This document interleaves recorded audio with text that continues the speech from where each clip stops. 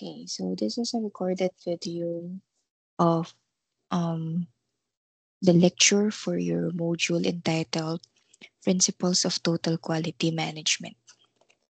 Okay, let's start. So, as discussed previously, yung total quality management is not only focused on certain processes, it is a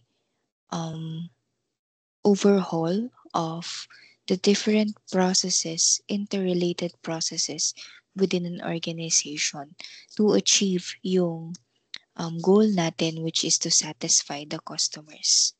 Okay? Okay.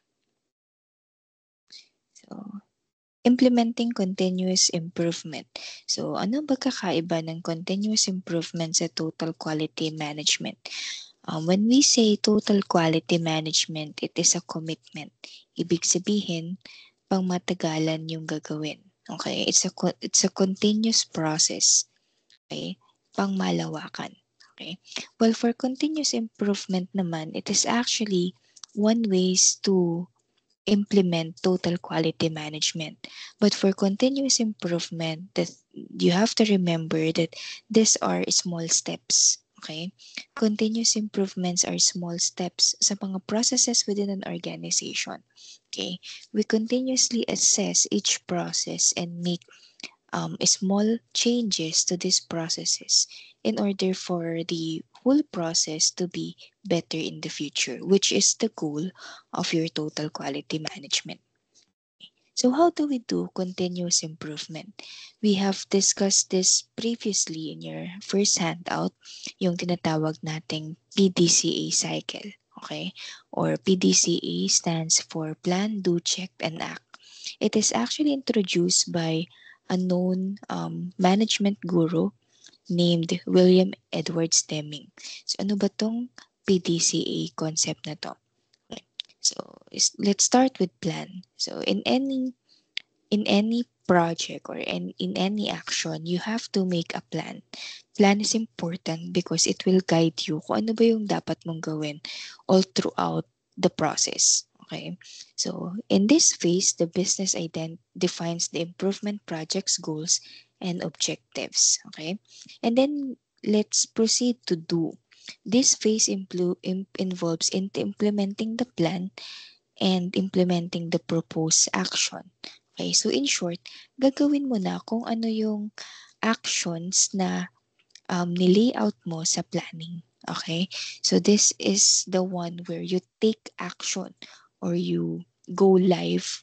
When you say go live is gagawin mo na kung ano yung mga napag-usapan at napagplanuhan na. Okay, and then let's proceed to check. Okay, so kapag may ginagawa kang actions, you have to have metrics or measurements or assessments. You have to check. Kasi when it comes to doing assessment, it is important para malaman mo kung yung mga actions na ginawa mo ba um, is still enough para ma-attain yung goals mo na nilatag mo during the planning stage. And then lastly is we have to act. Kapag nakita natin na may disconnect between your actions and your visions or your plans, we have to act whether kung bali yung act dito is galing to sa result ng checking. So kung nakita mo na ay kulang pa yung ginagawa natin to achieve this goal, you have to act. Dadagdagan mo ano pa bang nagkulang, ano ba ang mali. You identify those things dito sa act. Okay? So that's your PDCA cycle. Next, setting quality goal. Okay. Yung SMART goal natin, this has been discussed, I think, even sa mga junior high school and senior high school. It describes what a goal should be. Okay? So SMART stands for specific, measurable, achievable, relevant, and time-bound. Let's proceed with specific. Goal should be well-defined and clear. Okay? So, dapat, kunwari, gusto mong yumaman, kailangan naka-set sa goal mo, magkano ba yung dapat mong maipon to consider yourself as mayaman or sa isang restaurant. when you say you want to increase your sales, by how much, okay, should be well defined and clear. Okay, it should be measurable. Okay, it should be quantifiable in order for you to have a basis that you are doing good. Okay, so measurable, kunwari yung sinet nating sales, dapat by 20% increase or dapat mag-increase tayo by 1 million, those things makes goals measurable. May metrics tayo. And then we have to consider that the goal should be achievable, or in other terms or in other books, you may encounter attainable. Okay? Achievable means realistic yung goals mo. Okay? Hindi pwedeng we have to make our sales 300% higher. Parang ang hirap naman nun given na ang gagamitin mong resources is still the same. You also have the same number of manpower. So parang ang imposible naman, 'di ba? And then next is relevant. Goals should align with the business overall objective. Okay? What else? Time bound. Okay, when you say time bound, dapat meron deadline. Kasi kapag walang deadline yung isang goal, we tend to delay it. Okay, and once na patuloy na dinidelay mo yung isa mong goal, nakakalimutan mo na yan. Hindi mo na yun ma-attain. Okay? Next, let's proceed to employee involvement and empowerment. So what is employee empowerment? So employee empowerment is the process of granting employees authority, autonomy, and control over their work and decision making. In short, pag sinabing employee empowerment, yung mga subordinates mo, kunwari ikaw manager, yung subordinates mo, binibigyan mo sila ng additional role wherein they are the ones managing kung ano yung task na binigay mo sa kanila. Okay? You give them the opportunity to own the process. Okay? So why is it important to have employee empowerment? Number one, it fosters innovation and creativity. Kasi sa isang organization, hindi lang naman managers ang nag-iisip. Sometimes, yung mga subordinates na mga managers, they have these certain ideas na hindi nila masabi sa boss nila because they are quite intimidated. However, kapag yung employee na yan, is-empower mo, lalabas yung galing niyan eh. Lalabas yung creativity, yung ideas niya. Kasi he is owning the process na eh. Okay? And then next is employee engagement and commitment to quality. The more employees are involved in a certain project, mas nag improve yung quality kasi ginagalingan nila eh. Okay? And then, we foster the culture of continuous improvement. Ayun nga, since binibigyan mo sila ng empowerment, nagsasuggest sila ng things such as, paano ba i-improve yung process natin sa organization. I remember this one, meron akong favorite na story sa business management. You can Google it actually. It is a story of Delta Airlines wherein yung isang cabin crew is sinuggest niya doon sa Delta Airlines, sa management ng Delta Airlines na tanggalin yung lettuce doon sa meals na sinaserve nila sa aeroplano. Because sabi nung cabin crew na to is wala namang kumakain ng lettuce na yan. Tanggalin na lang natin in order for us to save. So, kung mapapansin ninyo, di ba, wala nakakapansin, siya lang. So, ang ginawa ng management, sinunod nila yung suggestion. And guess what? Magkano ang na-save nila by just removing the lettuce itself? Yung lettuce, di ba, kunwari, nasa pagkain yan, di ba? Lalagay mo ng lettuce sa ilalim, tapos doon mo ilalagay sa ibabaw yung pagkain. Magkano yung amount na reduce sa expenses nila or na save nila? I think it was $1.6 million for 1 year, which was distributed to the employees as bonuses. Di ba ang laking bagay nung tinanggal lang yung lettuce?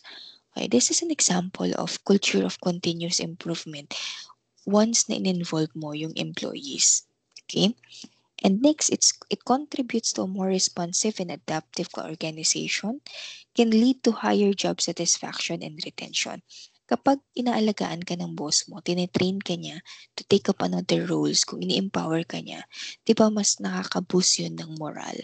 And then, once the employee is satisfied, magre-retain yan eh, magtatagal yan eh. Kasi, like for instance ako, nagtatagal ako sa trabaho kapag alam ko na marami akong matututunan sa job na yan.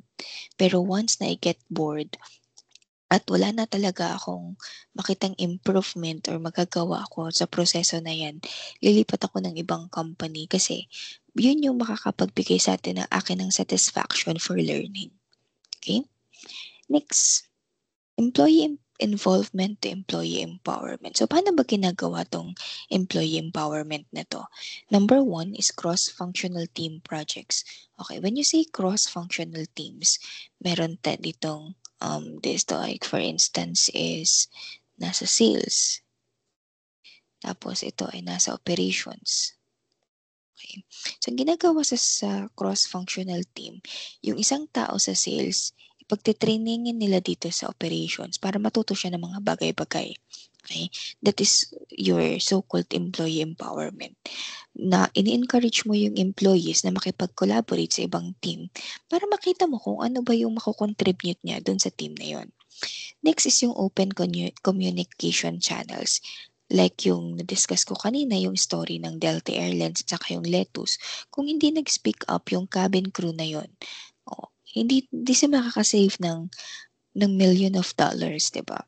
Okay, so open communication channels is important. Pangalawa is training and development opportunities. Training and development opportunities helps employees enhance their skills and capabilities. Kasi looking forward ka na kapag may employee empowerment, susunod na dyan promotion eh. Okay? So para maging ready yung employee sa next role na iti-take niya, you have to have training and development opportunities. You also need to recognize employees. Okay? You recognize employees kasi bukod sa nakaka-boost ito ng moral, some employees are not so materialistic when it comes to bonuses. Meron kasi tayong extrinsic at saka intrinsic na recognition. So kapag kunwari kailangan mo ng yung ikaw yung tipong nabuboost yung moral mo kapag you are being recognized, maganda tong bagay na to. Okay? And then we also have employee involvement in decision making. You let the employees own the process, decide, be independent. Delegation of authority, employee-led projects at saka mentorship programs. There is also flexibility and autonomy. Kapag nagkakaroon tayo ng employee empowerment, we train the employees to be flexible and autonomous. When you say autonomous, it's independent. Okay? So kahit na mag-leave kayo or umabsent kayo, hindi nyo, alam na ninyo na yung company or organization or the tasks are being handled. Okay? Because there was employee empowerment. Okay? Hinayaan nyo sila na matuto from you. And then we also have continuous improvement initiatives. Okay? Hindrances to employee involvement. Number one is lack of communication. There is lack of open and transparent communication. If the management fails to communicate with its employee, hindi maganda yung impact nun pagdating sa employee empowerment or involvement. Okay. Resistance to change. Okay. Itong resistance to change na to, madalas to sa upper management. Say for instance, yung upper management, ayaw nilang mag-train ng mga supervisors galing sa mga lower ranks. It is because ang thinking nila is papalitan sila ng mga employees na to. Okay? Baka tanggalin kasi sila sa trabaho. So, there is a resistance to change. Ganon din yung lack of trust. Okay? There's lack of trust between the management and the employee. Okay? And then micromanagement. When you say micromanagement, ano ibig sabihin na to? Okay. Since you are training a new employee, say for instance, ikaw yung manager, you are training a new employee, you tend to micromanage. When you say tend to micromanage, alam mo yun, yung nakatayo ka sa likod ng empleyado, tapos binabantayan mo siya kung paano siya mag-work. Na all the time na magtatrabaho siya, binabantayan mo siya at inaantay mo siyang magkamali.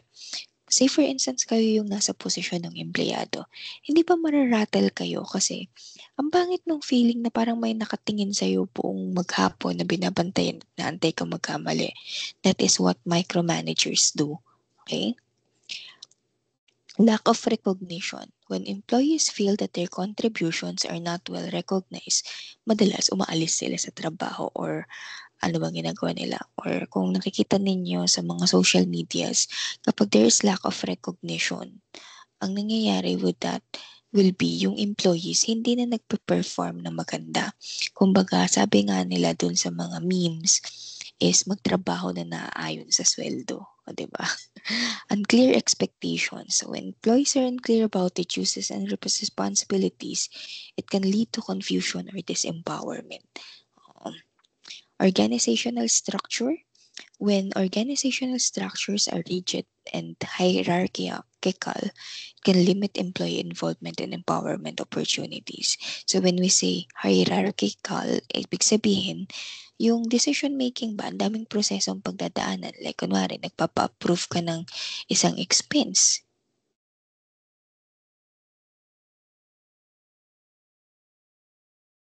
Nagpapa-approve ka ng isang expense,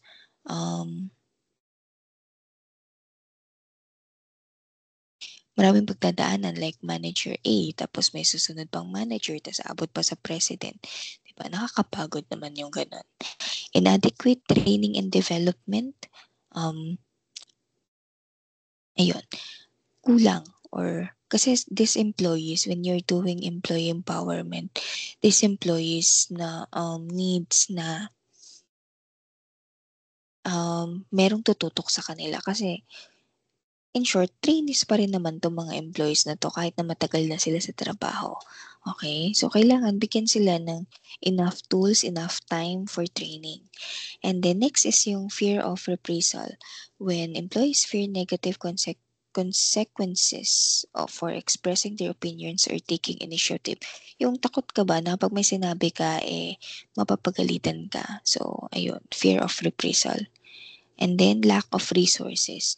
When the employees do not have the access to necessary resources or tools, ayun, nakakawalang ganang magtrabaho, 'di ba?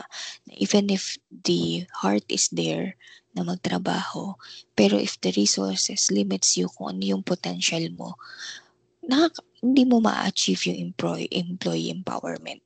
Okay? Then next is yung supplier relationship and quality assurance. So what is a supplier? Supplier's key role is providing goods and services to the business. Primary objective is to guarantee steady and steady and dependable essential resources. So why is it important to build employee or supplier relationship? There is a consistent supply of high quality products and services. Look at what happened to Jollibee. There was a time na hindi sila makapagbenta ng Chicken Joy because hindi naging consistent yung supply ng supplier nila sa main ingredient, which is manok. Okay? Cost savings through better pricing and terms. If you build a good relationship to your supplier, mas makakapaghagal ka to make prices go down. And alam niyo naman na kapag sa prices is na ihagal mo yan, mas mababa mo din siyang may offer sa customers mo, which is eventually, leverage mo yan or edge mo yan over your competitors kasi nga mas mababa ka magbigay. So ikaw na yung tatangkilikin ng customers, 'di ba? You also have improved communication and collaboration. Okay? Um, if meron kang strong supplier relationship, it works very handy lalo na kapag you are practicing yung tinatawag nating just-in-time management system. So later on, we will discuss on that. And then, we have enhanced product innovation. Kapag meron kang supplier na talagang nag-aalaga sa'yo, is that magkakaroon ka ng access to know kung ano ba yung mga other products nila that might help you to improve your product. Okay? Increase flexibility and agility. Ayun. So they can provide increased flexibility in responding to market changes and customer demands. Next is access to new markets and opportunities. Okay. Suppliers can be a valuable source of market intelligence and connections. Ayan. So, yung mga suppliers na to, say for instance, meron kang bubuuhin na bagong product. So, syempre, una mo silang lalapitan, right? Kung meron silang parts or resources na needed mo. And then kapag wala, they may refer you to other suppliers within their circle. Okay? They might introduce you to new markets kung saan mo may offer yung products mo. Diba? Next is yung risk mitigation and supply chain resilience. When I say risk mitigation, it's minimization. Okay? Kasi gaya nga nung sa Jollibee, number one example natin yung sa Jollibee when it comes to risk. Okay, since wala silang ibang supplier, hindi nila na-mitigate na possible pala na maubusan sila ng manok. Okay, and look at what happened or ano yung naging impact nun sa kanilang business. Would you imagine, matatawag mo pa bang Jollibee yung Jollibee without Chicken Joy? Staple product nila yan eh. Okay. Next is yung improve supplier performance and commitment.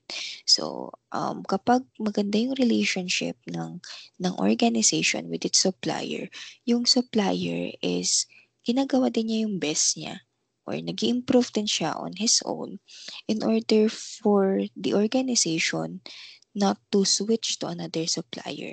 Okay? Competitive advantage. So, a strong supplier relationship can grant competitive advantage. Paano? Kaya nga nang nabanggit ko, kanina meron tayong mga systems wherein supplier reliant yung mga yon. Okay?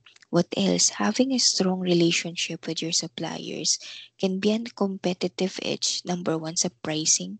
Number two is sa time. Okay? So kapag kailangan mo ng resources, they can provide it to you ng pinaka mabilis. Okay? Kasi nga, suki ka na eh. 'Di ba? And then next is yung long-term sustainability and growth. Yan. If you have built a strong relationship with your supplier, kasama mo sila na mag-grow. Mag-grow yung business ninyo, mag-grow din yung business ng supplier. Okay? Risks and challenges associated with supplier relationship, quality control. Okay? So, ensuring consistent quality from suppliers can be challenging kasi nga hindi galing sa inyo or hindi kayo na manufacture ng product. So, dapat mabusisi din kayo kapag nagde-deliver sila ng mga items na gagamitin ninyo. Next is supply chain disruptions like for instance, yung natural disasters or kunwari, lalo na yung sa mga imported products, yung sa customs, 'di ba? Those are considered disruptions. Pangalawa, ethical concerns. Okay, so some suppliers pose ethical risks such as use of child labor or environmental violations. Pangatlo is communication barriers, lalo na dun sa mga suppliers that are located sa ibang bansa. Economic volatility. So economic instability in supplier countries can lead to currency fluctuations and pricing uncertainties. Okay?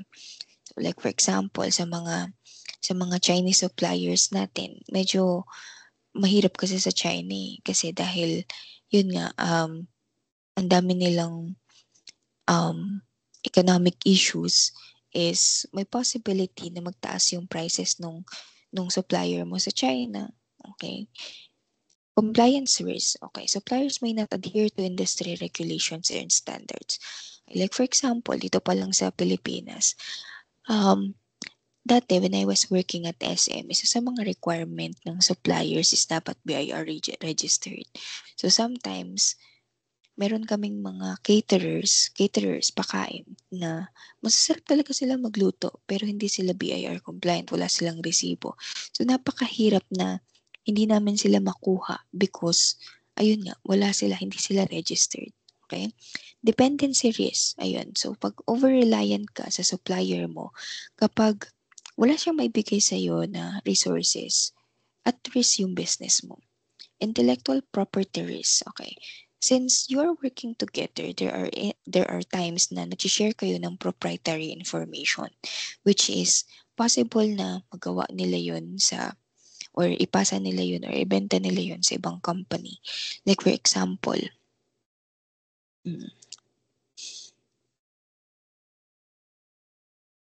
ano ba? Like for example, yung Aqua Flask. Di ba ang Aqua Flask, nakita ko lang to sa Facebook ha. Ang ginagawa niya is, Sinusource out pala niya yung item tapos tinatatakan lang niya ng Aquafloss. Sinusource out niya yun from China. So, ang nangyari yata kaya dumami yung suppliers ng flask ng tumbler, it is because sinorse out nila ano ba yung supplier ni Aquafloss. So, dapat kung supplier ka ni Aquafloss, tinago mo yung proprietary information ni Aquafloss, yung secret niya. Hindi mo sinabi na ikaw ang nagsusupply niyan. Kaya lang anong nangyari is nanaig yung greediness nung supplier ni Aquafloss. Kaya yun, daling nagaya. We also have cultural differences and transportation and logistics. So, itong transportation and logistics, sometimes yung mga mura kasi na supplies natin is galing sa ibang bansa. Okay, so, however, medyo matagal. Like for example, nag-order kayo sa Shopee, tapos galing sa China. Di ba ang tagal dumating kahit na medyo mas mura doon? Okay? So, 5 key strategies of selecting and evaluating suppliers. One, quality management. You have to be um, specific kung ano ba yung requirement mo sa quality ng goods and services na pinoprovide ng suppliers mo. Pangalawa is total cost analysis. Okay. You have to understand kung ano ba yung magiging total cost if you purchase from this supplier and versus you purchase to this supplier. Or sometimes, meron pang cost analysis that involves whether we purchase to the supplier or we just make our own product. Diba? So you have to do cost analysis. Risk management. This involves evaluating the supplier's ability to manage and mitigate risks as to supply disruptions. Like for example, nagkaroon kayo ng commitment na susupplyan ka niya ng raw materials such as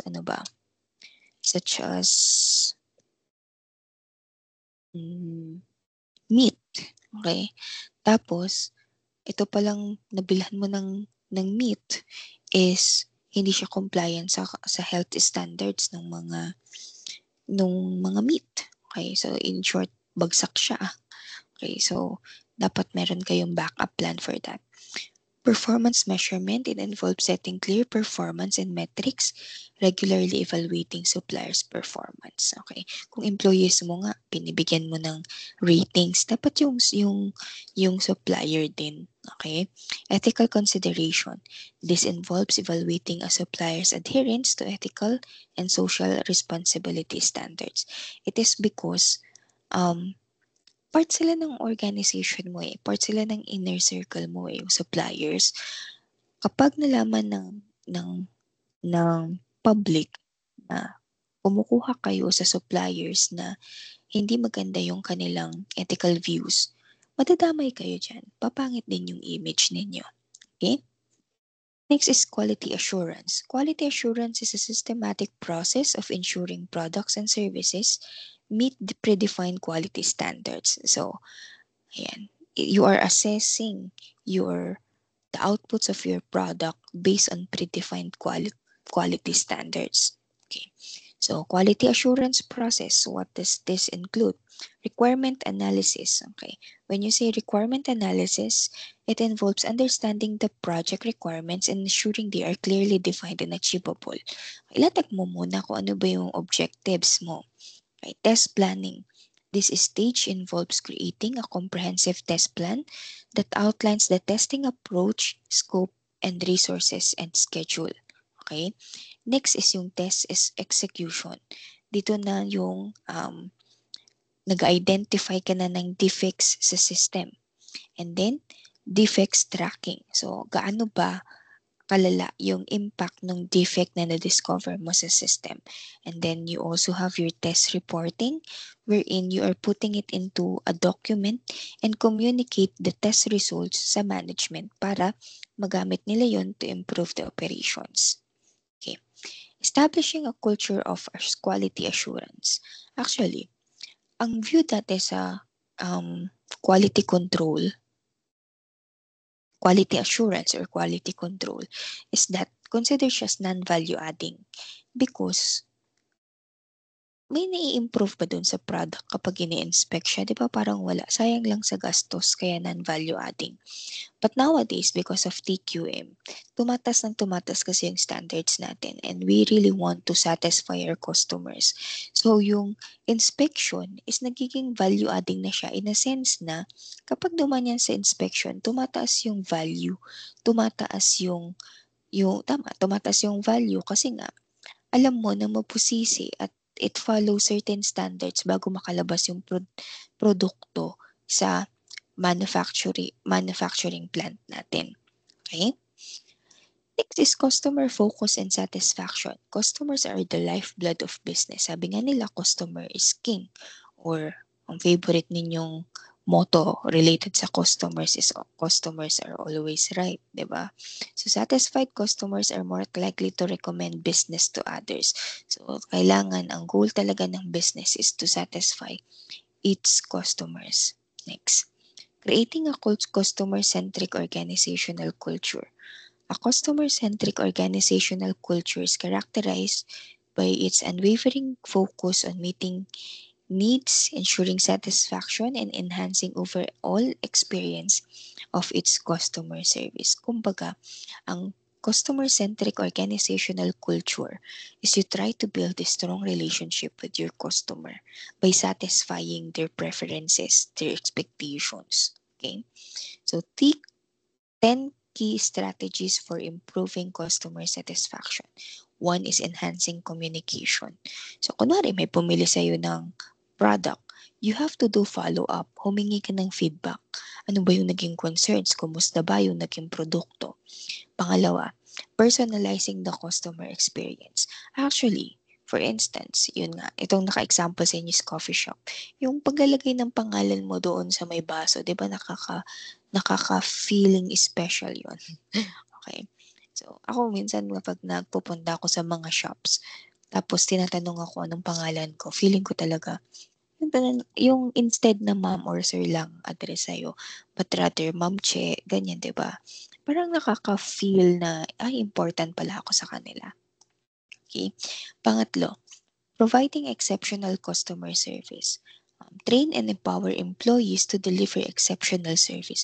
Kasi kapag satisfied ang customer, kahit mahal yung services mo, babalik at babalik yan sa'yo eh. Okay. Offering loyalty programs, encouraging customer feedback related to sa number 1, resolving customer complaints effectively. Okay, ito. Part din to ng feedback eh. However, dito, madalas kasi sa Pilipinas, pag tuwing magrereklamo tayo, lagi tayong galit. Okay? So, napakahirap talaga mag-resolve ng customer complaints. As in. Pero, even though I rate yung mga customers is dapat you really have to have a good patience kasi kapag naging successful ka in handling the complaints, tapos na-feel ng customer mo na pinakinggan mo siya, na ni-resolve mo yung problema niya, kahit na may konti kang palpak, babalik at babalik yan. Okay? Next, consistently improving product or service quality. Dahil meron tayong certain level of satisfaction na kapag paulit-ulit lang din yung product or yung service na binibigay sa atin, nauumay tayo, 'di ba? So dapat sometimes dapat magkaroon din ng something new doon sa product. Surprise and delight customers, okay? Go above and beyond the customer's expectations, okay? Ano ba? For example, one time bumili ako sa Huawei ng watch. Pagdating sa akin, ang daming freebies. May tumbler, may earphones, and so on. So yun, na-surprise ako, natuwa ako. So, ang super check sa akin ng Huawei. Building a positive company culture, foster a positive and customer-centric organizational culture. Involve training employees to prioritize customer satisfaction. And then number 10, monitoring and responding to online reviews. Regularly monitor online platforms kasi yung online platforms ngayon, sila na yung reference ng mga future customers ninyo kung bibili ba sila sa inyo or hindi. Like for example, pag bibili ka sa Shopee, 'di ba daming scam ngayon. Pero nakakatakot na din 'to ngayon kasi sometimes yung mga reviews dun parang paulit-ulit na. So ako, ang technique ko diyan 'pag bumibili ako sa Shopee is naghahanap ako ng comment na Tagalog.